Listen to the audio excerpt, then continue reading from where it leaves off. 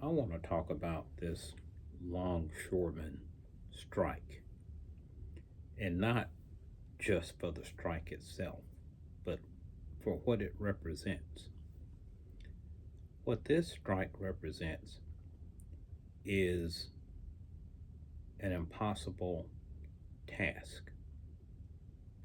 That impossible task is for the longshoremen to blunt the march of technology and automation.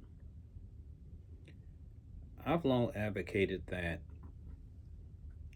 our thirst and lust for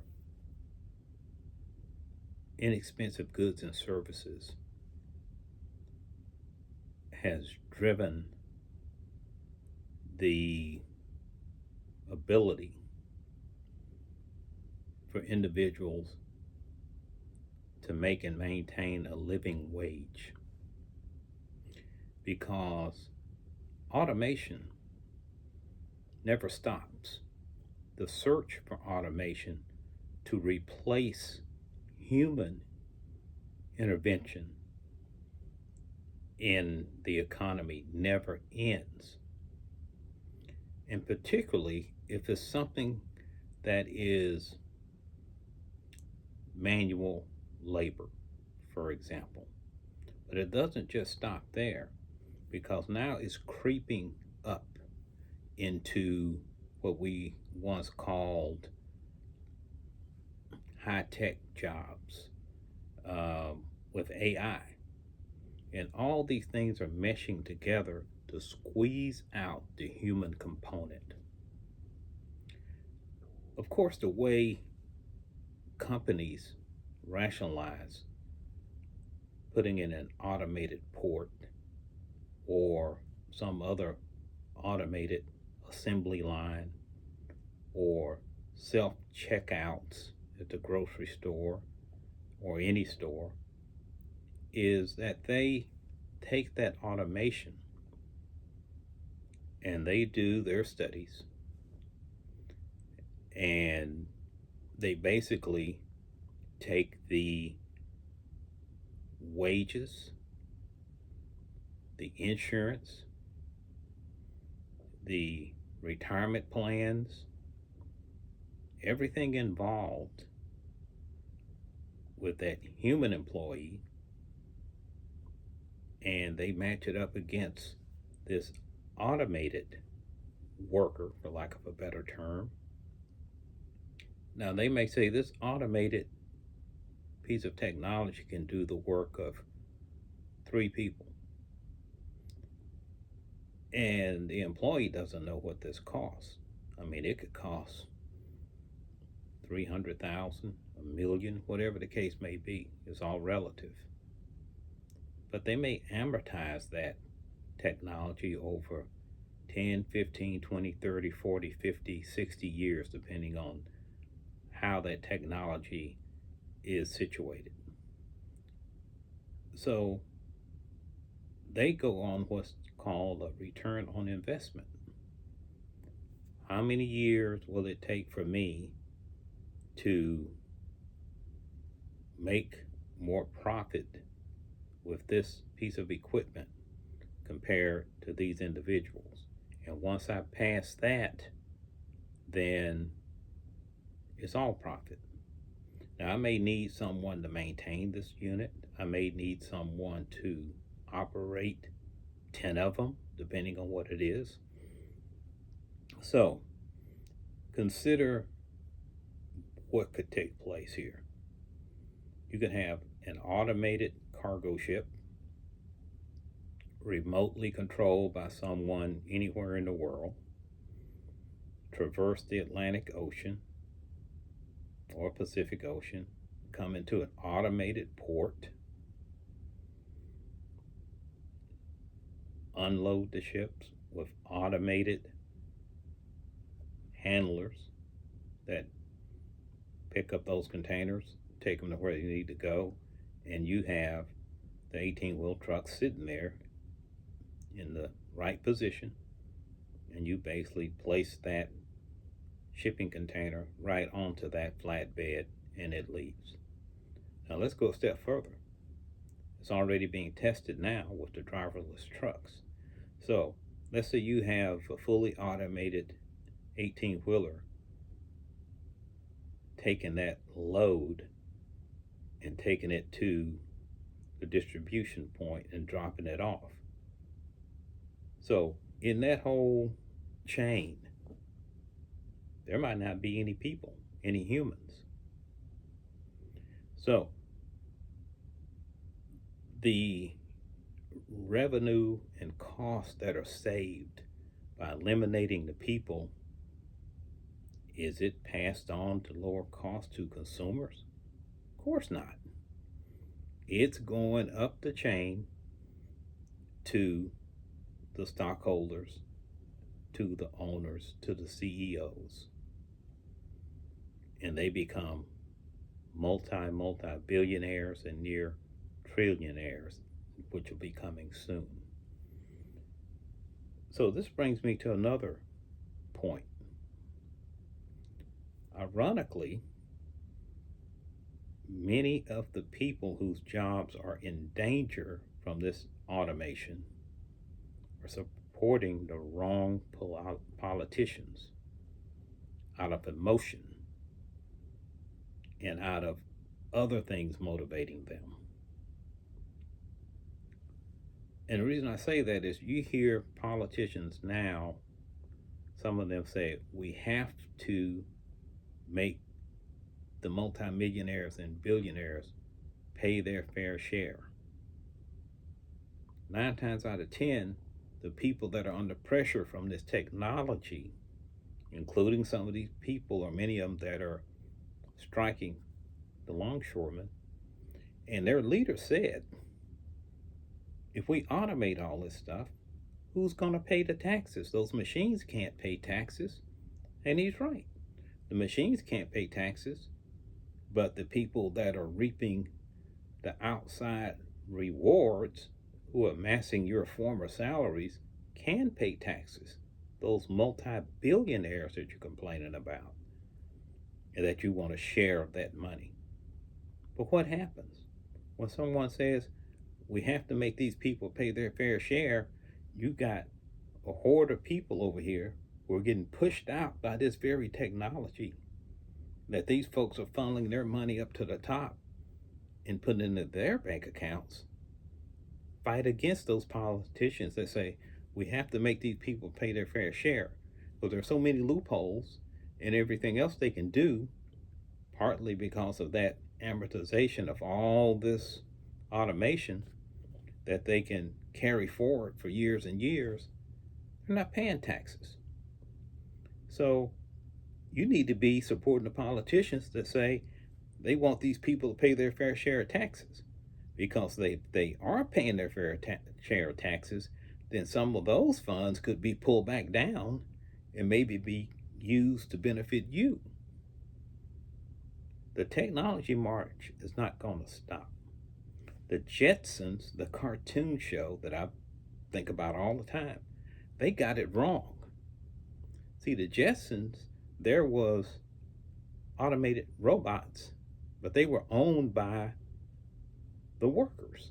So the robots went into the job, worked, and the money flowed back to the individual that owned that robot. That's not the way it works in reality. In reality, the company and the multimillionaires and billionaires that own these companies, they own the robot, and you're sitting there unemployed. The question is, how do we get out of it? In order to get out of it, we got to do something counterintuitive and what seems regressive. We have allowed ourselves to become totally dependent on these giant companies with these huge economies of scale, and basically have decimated the small business. When I was growing up, and I'm in a rural town, there were multiple mom and pop grocery stores. The biggest store was probably a co-op type store, and affiliated foods, or somebody like that, that they bought their groceries and everything from wholesale. But now you have these behemoths, right? Walmart's, Kroger's. Kroger's is trying to merge with Albertsons. Just create a massive conglomeration. Well, you basically have maybe two choices: Walmart and this Albertson slash Kroger's behemoth. And if there's a duplicate store, as far as a Kroger and an Albertson, they're going to close that other one. So you won't have competition. When we know competition, you're going to have higher prices. So we almost need to regress back. If people open up mom and pops, we need to go to the mom and pop. Even though folks are going to say, well, it's not going to be as cheap as going to these big behemoths. Oh, really? If they start seeing foot traffic plummet, they will lower their prices. Matter of fact, some of these big, I think a couple of these big drugstore chains lowered prices. So the margins are there for them to react. But if they don't have to, they won't. So you got to switch your politics from emotion to practicality. How do you drive this thing back down? Somehow we got to rebuild the community trade atmosphere. We almost have no choice, because these conglomerates are going to continue to automate people out of work. And we'll just have this hollowed out economy that we have now, where a lot of the things we see that come in may be American owned company headquartered in, Michigan or wherever. It's kind of like Kellogg's. Found out how their cornflakes were made. I was working on something else. So, for example, the Kellogg's company, they get their corn from growers in South America through a couple of conglomerates that buy the bulk corn material, and it's actually shipped over to Europe, where I think they have a big plant in England and one in France. They actually take these ingredients and they actually make the corn flakes there in Europe. Then the finished flakes are shipped all over the world. But Kellogg's is headquartered in Battle Creek, Michigan. So now you start to see what's going on and what's happening. Where companies headquartered has no bearing on where their products come from. You say, well, I'm eating this. This is a U.S. based company. Well, sure it is.